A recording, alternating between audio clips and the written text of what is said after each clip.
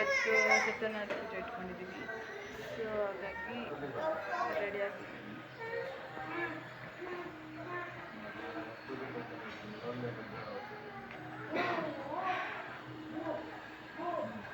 Thank you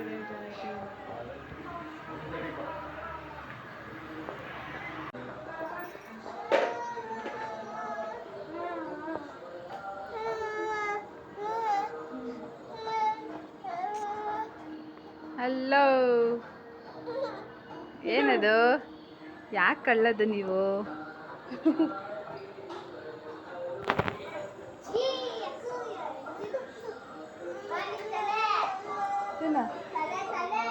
ನೋಡು ಏನು. ಹೌದು,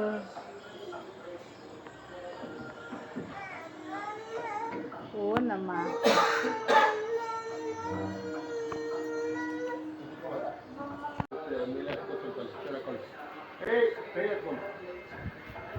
ನಾನು ಎಷ್ಟಿದೆಯೋ ತಂದೆ ಬರಲಿಲ್ಲ.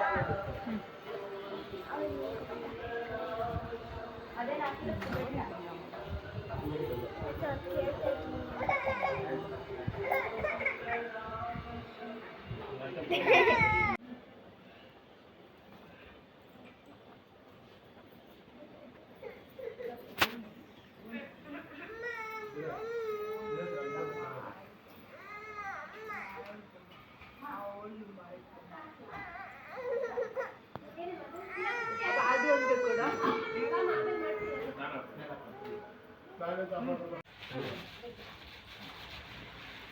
ओम आचार्यो भव अतिथिदेवो भव सर्वेभ्यो देवेभ्यो नमः सर्वेभ्यो ब्राह्मणेभ्यो नमः आरंभकालः मुहूर्तम् अस्मृति अनुब्रुवन्तु आरंभकालः मुहूर्तमस्तु तदेव लग्नं सुदिनं तदेव ताराबलं चन्द्रबलं तदेव विद्याबलं देवबलं तदेव वैवीपदेङ्ग्रिबलं स्मरामि समर्पयामि भस्मं समर्पयामि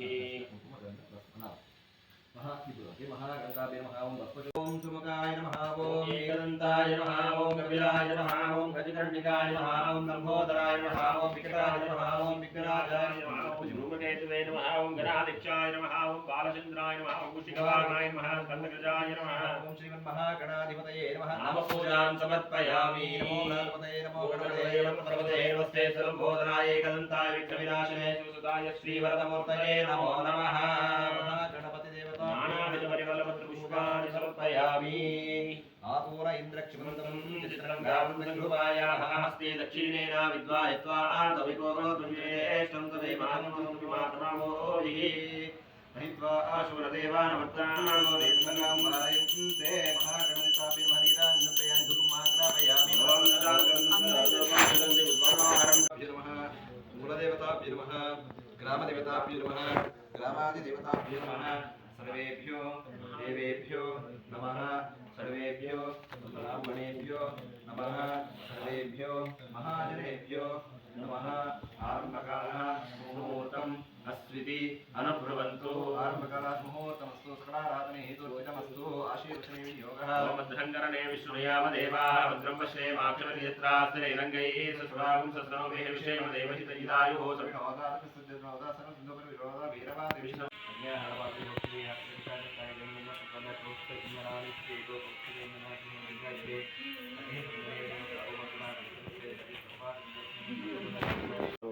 राजराजेश्वरी देवताभ्यो निशां देवताभ्यो नमः अस्मिन् कलशे आवाहयामि स्थापयामि पूजयामि सूर्याय नमः लेवल 10 ओम आसत्तेन दर्शावर्तमानो निवेशन् ओम आसत्तेन दर्शावर्तमानो निवेशनं नमतन्मत्यं च हिरण्ययेन सवितारदेन देवो यादिगुणानि पश्यन् अग्निं दोतं वृणीमहे होतारं विश्ववेदसं हस्तनिर्गतः प्रवन् कृष्णः अस्मिन्निष्टिकरुणे सूर्यग्रहस्य प्राग्दिग्भागे पञ्चकोणाकारमण्डल स्थापितः शीर्षप्रतिमरूपेण शुक्रग्रहमावाहयामि स्थापयामि पूजयामि शुक्राय नमः इदमासनं इदमर्चनम् आवाहयामि पूजयामि शनैश्चराय नमः इदमासनं इदमर्चनम् आवाहयामि स्थापयामि पूजयामि राहवे नमः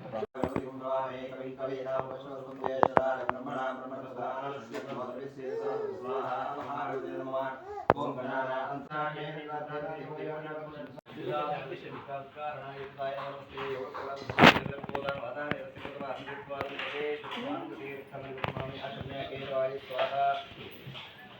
ಕೇಶವಾಯ ಸ್ವಾಹ ನಾರಾಯಣಾಯ ಕೇಶವಾಯ ಸ್ವಾಹ ನಾರಾಯಣಾಯ ಸ್ವಾಹ ನಾರಾಯಣಾಯ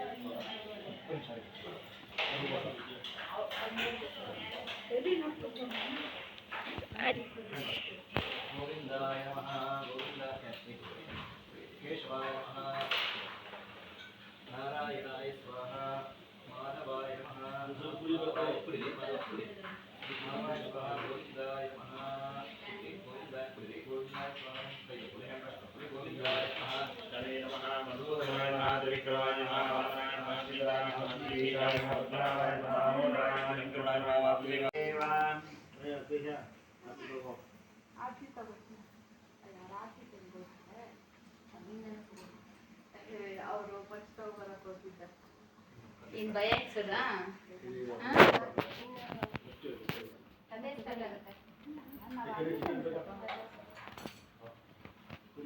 ತಗೋ ಚಿನ್ನ ನೀನ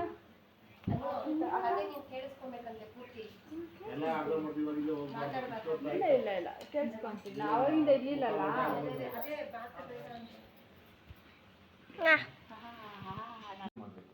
ಯಾಕಂದರೆ ಅವರಿಬ್ಬರೇ ಬೇಗ ಹೊಲಿಯೋದು ಗಣಪತಿ ಮತ್ತು ದೇವಿ ಇಬ್ಬರು ಕೂಡ ಬೇಗ ಹೊಲಿತಾರಂತೆ ಅಂದರೆ ಆ ವಿಘ್ನಹರ್ತ ವಿಘ್ನಕರ್ತ ಅಂತ ಹಾಗಾಗಿ ಮಹಾಗಣಪತಿಯನ್ನು ಪೂಜೆ ಮಾಡೋದ್ರಿಂದ ನಮಗೆ ಬರ್ತಾ ವಿಘ್ನ ದೋಷಗಳೆಲ್ಲ ಕೂಡ ಪರಿಹಾರವಾಗುತ್ತೆ. ಇವತ್ತಿಲ್ಲ ನಾಳೆಲ್ಲ ನಾಳೆಲ್ಲ ಯಾವತ್ತೊಂದು ಒಳ್ಳೆಯ ದಿವಸ ನಮಗೆ ಬಂದೇ ಬರುತ್ತೆ. ನಾವು ಪೇಷನ್ಸಿಂದ ಕಾಯಬೇಕು, ಕೆಲಸ ಮಾಡಬೇಕು, ನೆಮ್ಮದಿಯಿಂದ ಇರಬೇಕು, ಟೆನ್ಷನ್ ಮಾಡ್ಕೋಬಾರ್ದು, ಆಲೋಚನೆ ಮಾಡಬೇಕು, ದುಃಖ ಪಡಬಾರ್ದು, ಸುಸೈಡ್ಗೆ ಹೋಗಬಾರ್ದು. ಎಲ್ಲ ನಮ್ಮ ಹತ್ರ ಬರ್ತಾರೆ, ಸ್ವಾಮಿ ಸುಸೈಡ್ ಮಾಡ್ಕೋಬೇಡಿ, ಇವತ್ತಿಲ್ಲ ನಾಳೆ ಎಲ್ಲ ನಿಮ್ಗೆ ಒಳ್ಳೆ ನಾಳೆದ್ದು ಒಳ್ಳೆಯದಾಗೇ ಆಗುತ್ತೆ. ಕಾಯಬೇಕು ಪೇಷನ್ಸ್. ಹಾಗಾಗಿ ಮಹಾಗಣಪತಿ ಪೂಜೆಯನ್ನು ಮಾಡಬೇಕು. ಮತ್ತು ನವಗ್ರಹ ದೇವತೆಗಳು ನಿಮಗೆ ಹೇಳಿದ ಹಾಗೆ ಎಲ್ಲ ನವಗ್ರಹ ದೇವತೆಗಳು ಕೂಡ ನಮಗೆ ಜೀವನಕ್ಕೆ ಏನೇನು ಬೇಕು ಅದನ್ನು ಕೂಡ ದಾರಿಯನ್ನು ತೋರಿಸ್ಕೊಡ್ತಾರೆ. ನಾವು ಅದನ್ನು ಮಾರ್ಗದರ್ಶನ ತಗೊಳ್ಬೇಕು ಅಂತ ನೈಮಿಷಾರಣ್ಯದಲ್ಲಿ ಎಲ್ಲ ಋಷಿಮುನಿಗಳು ಕೂಡ ಏನು ಮಾಡ್ತಾ ಇರ್ತಾರೆ, ಸಂಚಾರವನ್ನು ಮಾಡ್ತಾ ಇರ್ತಾರೆ. ಅಲ್ಲಿ ಶೌನಕಾದಿ ಮಹರ್ಷಿಗಳು ಮತ್ತು ಸೂತ ಪುರಾಣಿಕರು ಅಂತ. ಶೌನಕಾದಿ ಮಹರ್ಷಿಗಳಿಂದರೆ ಒಂದು 7 ಜನ, ಅವರೆಲ್ಲ ಕೂಡ ಅವರು ಸಂಚಾರ ಮಾಡ್ತಾ ಇರ್ತಾರೆ. ಕಾರಣ ಏನಂತಂದರೆ ನಮಗೆ ಕೃತಯುಗ, ತ್ರೇತಾಯುಗ, ದ್ವಾಪರ ಯುಗ 3 ಯುಗಗಳು ಕೂಡ ಕಳೆದೋಗಿರುತ್ತೆ. ನೆಕ್ಸ್ಟ್ ಕಲಿಯುಗ ಸ್ಟಾರ್ಟ್ ಆಗುತ್ತೆ. ಕಲಿಯುಗ ಅಂತಂದರೆ ಅದು ರಾಕ್ಷಸರ ಯುಗ ಅಂತ. ಹಿಂದಿನ ಕಾಲದಲ್ಲಿ ದೇವತೆಗಳು ಪ್ರತ್ಯಕ್ಷ ಆಗ್ತಾಯಿದ್ರು. ಆವಾಗ ನಮ್ಮ ಮನುಷ್ಯರಲ್ಲಿ ಕಾಮಕ್ರೋಧ ಲೋಭ ಇದು ಕೂಡ ಇರ್ತಿರಲಿಲ್ಲ. ಆವಾಗ ಒಂದು ಜೀವನ ಅನ್ನೋದು ಕಷ್ಟದಿಂದ ಹೋಗಿ ಕೂಡ ಸುಖ ಅನ್ನೋದು ಇತ್ತು ಅವರಲ್ಲಿ. ದುಡ್ಡಿಗೆ ಪ್ರಾಶಸ್ತ್ಯ ಜಾಸ್ತಿ ಕೊಡ್ತಿರ್ಲಿಲ್ಲ, ಹಾಗಾಗಿ ಸುಖವಾಗಿರ್ತಿದ್ರು ಅವರು. ಈಗ ಕಲಿಯುಗದಲ್ಲಿ ಅದಾಗೋದಿಲ್ಲ. ಕಲಿಯುಗದಲ್ಲಿ ಸಂಪತ್ತಿಗೆ ತುಂಬ ಪ್ರಾಶಸ್ತ್ಯ ಕೊಟ್ಟಿದ್ದಾರೆ. ಹಾಗಾಗಿ ಆ ಸಂಪತ್ತಿಗೋಸ್ಕರ ಮನುಷ್ಯ ತನಾವಿರುವಂಥ ಕಷ್ಟಗಳನ್ನು ಮಾಡ್ತಾನೆ, ಏನೇನೋ ಮಾಡಲಿಕ್ಕೆ ಹೋಗ್ತಾನೆ. ಅದೆಲ್ಲ ಕೂಡ ಏನಾಗುತ್ತೆ, ಈ ಕಲಿಯುಗ ಸ್ಟಾರ್ಟ್ ಆಗಿದೆ. ಕಲಿಯುಗದಲ್ಲಿ ನಾರದ ಮಹರ್ಷಿ ಏನು ಮಾಡ್ತಾನೆ, ವೈಕುಂಠ ಲೋಕಕ್ಕೆ ಹೋಗ್ತಾನೆ.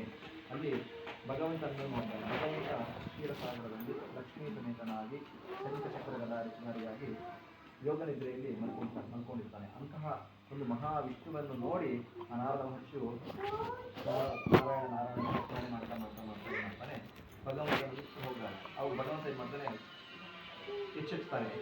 ಉತ್ಸಾಹ ನಾರದನೆ, ನಿನ್ನ ಆಗಮನದ ಕಾರಣವೇನು, ನೀನು ಇಲ್ಲಿ ಯಾಕೆ ಬಂದಿರುವಿರಿ ಅಂತ ಕೇಳಿದಾಗ, ಸ್ವಾಮಿ ಆದಿಯೂ ನೀನೇ, ಅಜ್ಞೆಯೂ ನೀನೇ, ಎಲ್ಲ ಕಡೆ ಕೂಡ ನೀನೇ ಇದ್ದೀರಾ. ಹಾಗಾಗಿ ನಿಮಗೆ ಗೊತ್ತಿಲ್ಲದೆ ನೀವಿದೆ, ಆದರೆ ಕಣ್ಣಿಂದ ನಾನು ಯಾವುದು ನೋಡಬಾರ್ದು ಅದು ನೋಡಿದ್ದೇನೆ, ಅಂತಹ ಒಂದು ವಿಷಯವನ್ನು ನಿಮ್ಮ ಮುಂದೆ ಇರಲಿಕ್ಕೆ ನಾನು ಬಂದಿದ್ದೇನೆ ಎಂಬುದಾಗಿ ನಾರದ ಮಹರ್ಷಿಯು ಏನು ಕಲಿಯುಗದಲ್ಲಿ ಭೂಲೋಕದಲ್ಲಿ ಒಬ್ಬ ರೋಗಗ್ರಸ್ತನಾಗಿದ್ದ ಮನುಷ್ಯನ ನೋಡಿದ್ರೆ ಅದೆಲ್ಲ ಕೂಡ ತನ್ನ ಮುಂದೆ ಇರ್ತಾನೆ. ಆವಾಗ ಸಾಕ್ಷಾತ್ ಭಗವಂತನೇ ನಾರದ ಮಹರ್ಷಿ ಹೇಳ್ತಾನೆ, ಖಂಡಿತವಾಗಿಯೂ ಕೂಡ ನಾನು ಒಳ್ಳೆಯ ಒಂದು ವಿಷಯವನ್ನು ಹೇಳ್ತೇನೆ, ಅವರಿಗೆಲ್ಲ ಕೂಡ ರಕ್ಷಣೆಯನ್ನು ಮಾಡ್ತೇನೆ. ಕಲಿಯುಗದಲ್ಲಿ ನಾನು ಸತ್ಯನಾರಾಯಣ ದೇವರನಾಗಿ ನಮಗೆ ಅವತಾರಗಳು ಅಂತ, ಈಗ ಮತ್ಸ್ಯ ಕೂರ್ಮ ವರಾಹ ನರಸಿಂಹ ಇದೆಯಲ್ಲ, ಅದೇ ರೀತಿ ಕೂಡ ಕಲಿಯುಗದಲ್ಲಿ ಸತ್ಯನಾರಾಯಣ ಸ್ವಾಮಿಯಾಗಿ ನಾನು ಅವತರಿಸಿ ಯಾರು ಭಕ್ತಿ ಶ್ರದ್ಧೆಯಿಂದ ನಾನು ಪೂಜೆ ಮಾಡ್ತಾರೋ ಅವರಿಗೆ ಬೇಕಾದ ಎಲ್ಲವನ್ನು ಕೂಡ ನಾನು ಅವರಿಗೆ ಕೊಡ್ತೇನೆ ಎಂಬುದಾಗಿ ಈ ಒಂದು 1ನೇ ಅಧ್ಯಾಯದಲ್ಲಿ ಸತ್ಯನಾರಾಯಣ ಸ್ವಾಮಿಗಳನ್ನು ಹೇಳಿದ್ದಾರೆ. ಸರಿ, ಇದನ್ನು ಎಲ್ಲೆಲ್ಲಿ ಮಾಡಬೇಕು, ಹೇಗೆ ಮಾಡಬೇಕು ಅಂತ ಹೇಳಿದಾಗ, ಇದನ್ನು ಸಾಯಂಕಾಲದಲ್ಲಿ ಹಚ್ಚಬೇಕು. ಇವತ್ತು ನಮ್ಮ ಮಂಗಳೂರು ಈ ಕಡೆ ಹೋದಾಗ ಸಾಧಾರಣವಾಗಿ ಸಂಜೆನೇ ಮಾಡ್ತಾರೆ. ಸಂಜೆ ಪ್ರಥಮವಾಗಿ ಸತ್ಯನಾರಾಯಣ ಪೂಜೆ ಸಂಜೆನೇ ಶ್ರೇಷ್ಠ, ಆದರೆ ಬೆಳಗ್ಗೆನೂ ಮಾಡ್ಬೋದು, ಇದು ತೊಂದರೆ ಇಲ್ಲ. 2 ಥರನೂ ಇದೆ. ಹಾಗಾಗಿ ಈ ಕಡೆ ಎಲ್ಲ ಬೆಳಗ್ಗೆ ಮಾಡ್ತಾರೆ. ನಮ್ಮ ಬೆಂಗಳೂರು, ಮೈಸೂರು ಈ ಪ್ರಾಂತ್ಯಗಳಲ್ಲಿ ಕೂಡ ಬೆಳಗ್ಗೆನೇ ಮಾಡ್ತಾರೆ. 2 ಟೈಮು ಮಾಡ್ಬೋದು ಸತ್ಯನಾರಾಯಣ ಪೂಜೆ. ಹಾಗೆ ಸತ್ಯನಾರಾಯಣ ಪೂಜೆಗೆ ಅವಾಗೆ ಸಂಜೆ ಅಂತ ಹೇಳಿದ್ದಾರೆ. ಇನ್ನು ಸತ್ಯನಾರಾಯಣ ಪೂಜೆಯನ್ನು ಮಾಡಿ ಅದರಲ್ಲಿ ನಮಗೆ ಕುಂಕುಮಾರ್ಚನೆ, ಪುಷ್ಪಾರ್ಚನೆ ಇದೆಲ್ಲ ಕೂಡ ಬರ್ತದೆ. ಅದೆಲ್ಲ ಕೂಡ ಮಾಡಿ ಭಗವಂತನಿಗೆ ನೈವೇದ್ಯವನ್ನು ಮಾಡಿ ಸಪಾದ ಭಕ್ಷ ಅಂತ ಹೇಳ್ತಾರೆ. ಇದಕ್ಕೆ ಸಪಾದ ಭಕ್ಷ ಅಂತ ಹೇಳ್ತಾರೆ. ಹಾಗಾಗಿ ಒಂದು ಕಾಲು ಮೂರು ಮಾಡಿ ಆರತಿಯನ್ನು ಮಾಡಿ ನಾನು ಕೂಡ ಮಾಡಿ ಜನಕ್ಕೆ ಅನ್ನದಾನ ಏನೇ ಪೂಜೆ ಮಾಡಿದ್ರು ಕೂಡ ಅನ್ನದಾನ ತುಂಬ ಇಂಪಾರ್ಟೆಂಟ್. ಅನ್ನದಾನ ಮಾಡಿಲ್ಲ ಅಂತಂದರೆ ವ್ರತದ ಫಲ ಸಿಗೋದಿಲ್ಲ ಅಂತೇಳಿ ನಮಗೆ ಶಾಸ್ತ್ರ. ಆ ವ್ರತದ ಪರಿಪೂರ್ಣ ಫಲಪ್ರಾಪ್ತಿ ಆಗುತ್ತೆ ಎಂಬುದಾಗಿ ಸಾಕ್ಷಾತ್ ಭಗವಂತನೇ ನಾರದ ಮಹರ್ಷಿಗೆ ಇದೆಲ್ಲ ಕೂಡ ಹೇಳ್ತಾನೆ. ಈ ಕಥೆಯನ್ನು ಈ ಶೌನಕಾದಿ ಮಹರ್ಷಿಗಳು ಸೂತ ಪುರಾಣಿಕರು ಹೇಳಿ ಸೂತ ಪುರಾಣಿಕರು ಶೌನಕಾದಿ ಮಹರ್ಷಿಗಳು ಲಕ್ಷ್ಮೀ ತಮೇತಸ್ಯ ಶತಮೋಧ್ಯಾಯಂ ಪೃಥಿವ್ಯಾತ್ಮಕಲ್ಪಯಾಮಿ ಭೂಮಾತಾ ಷಟ್ಮಣಕಲ್ಪಯಾಮಿ ನೈವೇದ್ಯಾರ್थे ನಾಳೀಕೇಯಗಂಧರ್ಪಯಾಮಿ ಮಹಾನೈವೇದ್ಯಂ ಕರಿಷ್ಯೆ.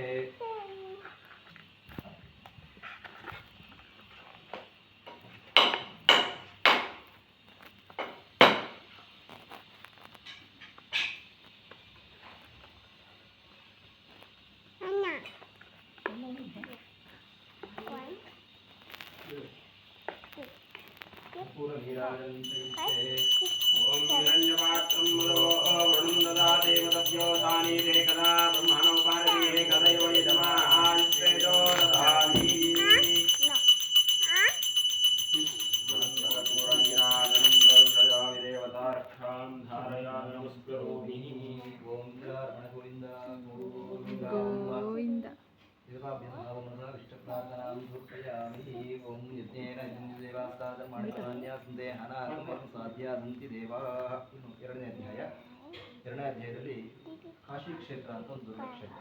ನಿಮಗೆ ಅದು ಕೂಡ ಗೊತ್ತಿರತಕ್ಕಂಥದ್ದು. ಮನುಷ್ಯ ಮಕ್ಕಳೆಲ್ಲರೂ ಕೂಡ ಸಾಧಾರಣವಾಗಿ ಹೋಗ್ತಾರೆ ಕಾಶಿ ಹೋಗ್ಬಿಟ್ಟು ಅಲ್ಲಿ ಶ್ರಾದ್ದ ಕರ್ಮಗಳು ಮತ್ತು ಅಲ್ಲಿ ಈಶ್ವರ ದರ್ಶನ ಮಾಡಿಕೊಂಡು ಬರ್ತಾರೆ. ಹಾಗಾಗಿ ಅಂತಹ ಕಾಶಿ ಕ್ಷೇತ್ರದಲ್ಲಿ ಒಬ್ಬ ಬಡ ಬ್ರಾಹ್ಮಣರು ಇರ್ತಾರೆ. ಅವರ ಹಸಿವು ಬಾಯಾರಿಕೆಗಳಿಂದ ಎಲ್ಲ ಕೂಡ ಭಿಕ್ಷಾಟನೆಯನ್ನು ಮಾಡ್ತಾ ಇರ್ತಾರೆ. ಅವರಿಗೆ ತುಂಬ ಅಲ್ಲಿ ಅವರು ಬಿದ್ದೋಗ್ಬಿಡ್ತಾರೆ. ಅಲ್ಲಿ ಸತ್ಯನಾರಾಯಣ ಪೂಜೆ ಆಚರಣೆಯನ್ನು ಮಾಡ್ತಾ ಇರ್ತಾರೆ. ಇನ್ನೊಬ್ಬ ಬ್ರಾಹ್ಮಣರು, ಆ ಬಡ ಬ್ರಾಹ್ಮಣರು ಯಾರಿರ್ತಾರೋ ಅವ್ರ ಹತ್ರ ಕೇಳ್ಕೊಳ್ತಾರೆ, ಸ್ವಾಮಿ ನೀವು ಮಾಡಿರೋದ್ರಿಂದ ಏನು ಮಾಡ್ತಾ ಇದ್ದೀರಾ, ಯಾವ ಪೂಜೆ ಮಾಡ್ತಾ ಇದ್ದೀರಾ, ಇದು ಮಾಡಿದ್ರೆ ಯಾವ ರೀತಿ ಫಲ ನಮಗೆ ಸಿಗತ್ತೆ ಅಂತ ಕೇಳಿದಾಗ ಆಗ ಅವರು ಹೇಳ್ತಾರೆ, ಇದನ್ನು ಮಾಡಿದ್ರೆ ಖಂಡಿತವಾಗಿ ಕೂಡ ನಮಗೆ ಏನು ಕಷ್ಟಪಡಿದೆ ಅದೆಲ್ಲವೂ ಕೂಡ ಅದು ದೂರವಾಗುತ್ತೆ. ರೈತರನ್ನು ಅವನು ಇನ್ನೂ ಕೂಡ ಉತ್ತಮ ಮಟ್ಟಕ್ಕೆ ಹೋಗ್ತಾನೆ. ಈ ರೀತಿಯಾಗಿ ಎಲ್ಲ ರೀತಿಯಲ್ಲೂ ಕೂಡ ನಮಗೆ ಅಭಿವೃದ್ಧಿ ಉಂಟಾಗುತ್ತೆ ಎಂಬುದಾಗಿ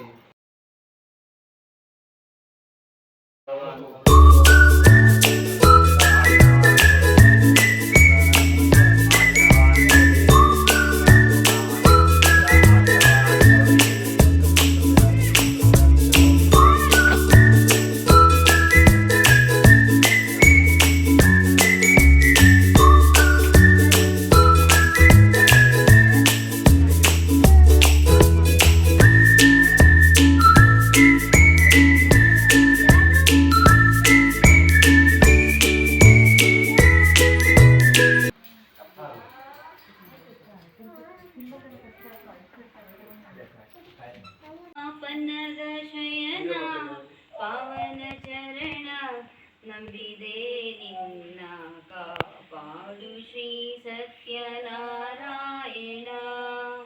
ನಾರಾಯಣ ಲಕ್ಷ್ಮೀ ನಾರಾಯಣ, ನಾರಾಯಣ ಸತ್ಯನಾರಾಯಣ, ನಾರಾಯಣ ಲಕ್ಷ್ಮೀ ನಾರಾಯಣ, ನಾರಾಯಣ ಸತ್ಯನಾರಾಯಣ. ಮನವೆಂಬ ಮಂಟಪ ಬೆಳಕಾಗಿದೆ, ಹರಿನಾಮದ ಮಂತ್ರವೇ ತುಂಬಿದೆ. ಮನವೆಂಬ ಮಂಟಪ ಬೆಳಕಾಗಿದೆ, ಹರಿನಾಮದ ಮಂತ್ರವೇ ತುಂಬಿದೆ. ಎಂದೆಂದು ಸ್ಥಿರವಾಗಿ ನೀಲ್ಲಿರು, ನನ್ನಲ್ಲಿ ಒಂದಾಗಿ ಉಸಿರಾಗಿರು. ಕಾಪಾಡು ಶ್ರೀ ಸತ್ಯನಾರಾಯಣ, ನಾರಾಯಣ ಲಕ್ಷ್ಮೀ ನಾರಾಯಣ, ನಾರಾಯಣ ಸತ್ಯನಾರಾಯಣ. ನನಗಾಗಿಯೇ ನನ್ನು ನಾ ಬೇಡೆನು, ಜನ ಕನಕ ಬೇಕೆಂದು ನಾ ಕೇಳೆನು. ನನಗಾಗಿಯೇನೆಂದು ನಾ ಬೇಡೆನು, ಜನ ಕನಕ ಬೇಕೆಂದು ನಾ ಕೇಳೆನು. ಈ ಮನೆಯ ಗುಡಿಯಾಗಲಿ, ಸುಖ ಶಾಂತಿ ನೆಮ್ಮದಿಯ ನೆಲೆಯಾಗಲಿ. ಕಾಪಾಡು ಶ್ರೀ ಸತ್ಯನಾರಾಯಣ, ನಾರಾಯಣ ಲಕ್ಷ್ಮೀ ನಾರಾಯಣ, ನಾರಾಯಣ ಸತ್ಯನಾರಾಯಣ. ಕಣ್ಣೀರ ಅಭಿಷೇಕನ ಮಾಡಿದೆ, ಕರುಣಾಳು ನೀ ನನ್ನ ಕಾಪಾಡಿದೆ. ಕಣ್ಣೀರ ಅಭಿಷೇಕನ ಮಾಡಿದೆ, ಕರುಣಾಳು ನೀ ನನ್ನ